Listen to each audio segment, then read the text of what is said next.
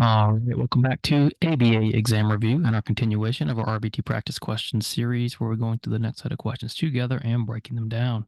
If you're new to the channel, welcome. If you're returning, welcome back. Please like and subscribe.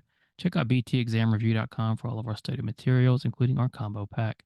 When you pass your exam, let us know so we can include you in the Sunday shout out. Work hard, study hard. Let's get going.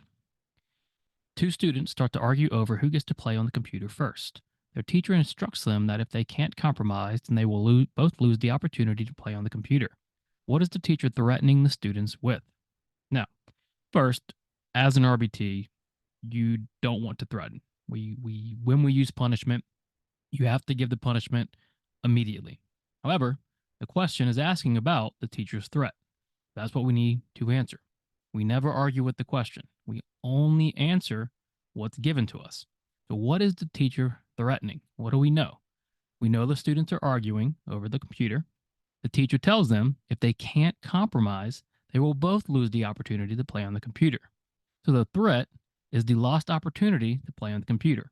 In other words, the lost opportunity to gain reinforcement. And so, when you lose the opportunity or when you take the opportunity from somebody to gain reinforcement, what you're doing is putting them in timeout from positive reinforcement. Now, if you go on to get your BCBA, which I hope many of you do, you'll learn there are many types of timeout. But as an RBT, you might only need to be concerned with timeout from positive reinforcement. This is your typical timeout procedure where you're putting or removing the opportunity for somebody to earn reinforcement. What's the difference between response cost and timeout from positive reinforcement? With response cost, the reinforcer has already been given or earned, and then it's removed. Timeout from positive reinforcement is when the opportunity is removed. That's the biggest difference. They're both negative punishment procedures. One is removing the opportunity, one, the response cost, is removing the actual reinforcement. They're losing the opportunity, so timeout from positive reinforcement is the better answer. It isn't positive punishment because A and B are both negative punishment procedures. And it isn't negative reinforcement because the teacher's not going to threaten them with reinforcement or arguing over who gets to play the computer first. She's attempting to punish them. And what she's doing is threatening. What is the teacher threatening the students with? A, timeout from positive reinforcement. You, a behavior technician, are excited because your client has made tremendous progress over the last 2 months. However, after you look at the data, you notice now that the data has not changed in 2 weeks. What should you do? So, this is a what is your role as an RBT type question. And your primary role as an RBT is implementation and data collection. You can help with parent trainings and assessments and treatment design if given permission and if asked, but your primary role is implementing what is designed by your supervisor.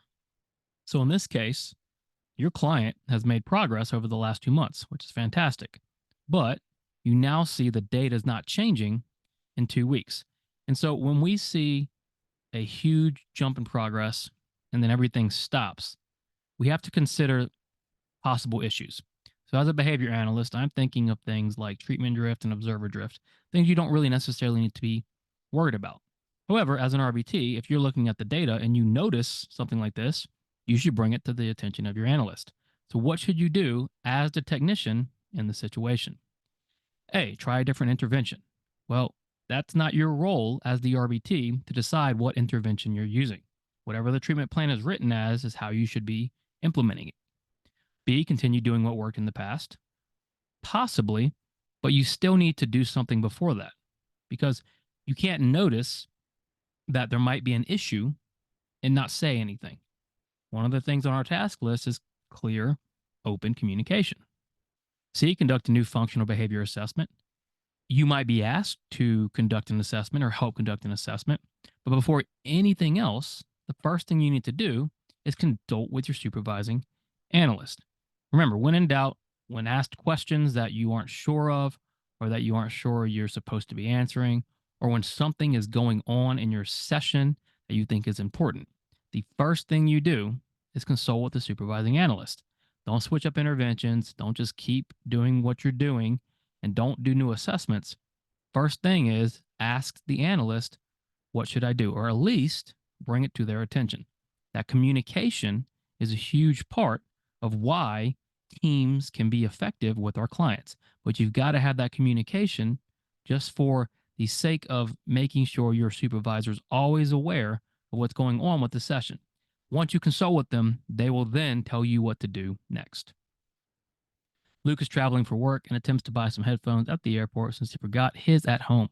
His card gets declined, so he swipes it again. He then tries to tap his card before trying to swipe it and tap it repeatedly. Eventually, he gives up and calls his bank. Luke swiping and tapping his card repeatedly may have been what? So what do we know about Luke? Because we're looking at Luke swiping and tapping his card. That's the behavior of interest. He's traveling.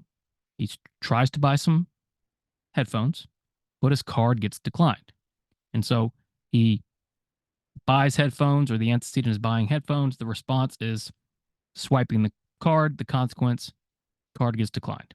And so typically when Luke would swipe his credit card, he would be able to buy something. Now, there is no reinforcement. Reinforcement is being withheld for swiping the card. What does he do? He tries to tap his card before trying to swipe it and tap it repeatedly. And so Luke, he swipes it, and then the frequency picks up. He then tries to tap his card and tries to swipe it and tap it repeatedly. And so he's going over and over again, increasing in intensity, increasing in frequency, because with reinforcement was withheld from his behavior. When we withhold reinforcement, what do we call that? We call it A, extinction. But we're not looking at the extinction consequence. We're looking at the response, which is swiping and tapping his card repeatedly. The response is an example of an extinction burst, which is a temporary increase in magnitude or frequency of behavior due to extinction. So Luke normally swipes his card once and it works. It's not working. The frequency and magnitude of swiping has increased because of an extinction burst. C, spontaneous recovery comes after extinction has already been effective. Luke is still in the middle of extinction. And then D, negative punishment. Luke is still trying to swipe the card and he's not being punished here. There's nothing being removed from him. It's just being withheld. Remember, extinction and punishment are two different things. Extinction, reinforcement's withheld. Punishment, the consequence is removed or taken away. That distinction is very important. Nothing was removed or added from Luke. He just had reinforcement withheld. So as a result, he went through an extinction burst because his behavior was put on extinction. Last night, temperatures dropped to below freezing. Even with the heater on, you were still cold, so you put on slippers and a big jacket even though you were sitting on your couch. The jacket and slippers took away the cold you were feeling, so now you put slippers and a jacket on when you were sitting around the house. Why?